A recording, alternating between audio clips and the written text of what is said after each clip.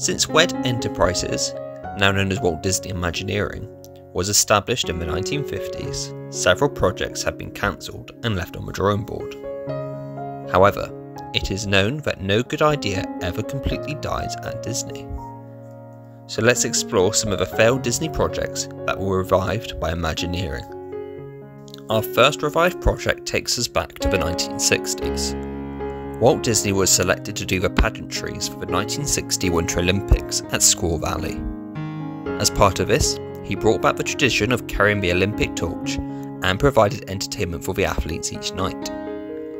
After his involvement in the Winter Olympics, Walt Disney decided to make his own ski resort at Mineral King, being granted a 3-year permit to the area in 1965. The plan was for Disney to complete a satisfactory plan in those 3 years so they could be granted a 30-year permit, whilst the Californian state could create an all-weather road leading up to the future location of the ski resort. The resort would have featured 14 ski lifts, a self-contained village, 2 hotels and 10 restaurants. One of these restaurants would have featured an animatronic show containing a bear band, designed by Imagineer Marc Davis. According to Davis, whilst he was working on the bear band in December 1966, Walt Disney came in to check on the progress of the animatronic show. After laughing about the show and having a good time, Walt Disney announced that he was feeling tired and decided to leave. As he was leaving, he turned back to Mark and said, "Goodbye, Mark," which was uncharacteristic of Walt, as he usually said some variation of "see you later." A few days later, on December 15th, 1966, Walt Disney passed away. After Walt Disney's death, the Mineral King project faced a series of issues, mainly regarding opposition by environmental groups about the access to the resort, and it was ultimately cancelled. However, one element of the ski resort was revived for plans for Magic Kingdom. Marc Davis' bear band was renamed the Country Bear Jamboree and opened in Magic Kingdom on opening day, October 1st, 1971. It can still be found in Frontierland, entertaining guests, proving popular enough to be cloned at Disneyland and Tokyo Disneyland, although Disneyland's version closed in 2001 to make way for the many adventures of Winnie the Pooh. Considering it was one of the last projects Walt Disney oversaw before his death, it is nice that the cancelled bear band was revived for Magic Kingdom in the form of a Country Bear Jamboree. We head over to Disneyland for our next revived attraction. On August 6, 1961, the Flying Saucers opened at Disneyland. Either 1 or 2 guests would board their flying saucer before a large arm would release the saucers, whilst collecting the previous guests. The vehicles, designed by Bob Gurr, were powered from the stadium floor, pushing air up to the vehicles so they would hover like a puck on an air hockey table.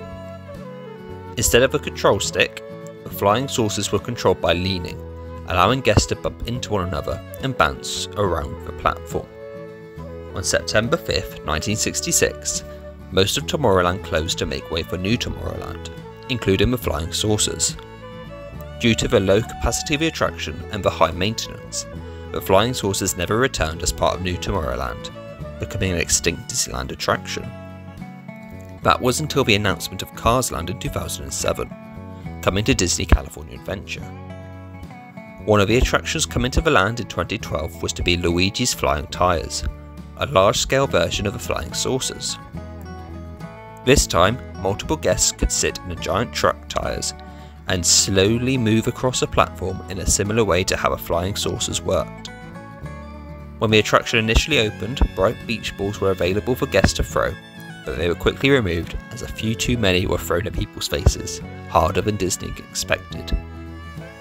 Luigi's Flying Saucers ended up closing on February 17, 2015, due to the similar maintenance issues facing flying saucers, and a lack of popularity, being replaced by Luigi's Rollickin' Roasters in 2016.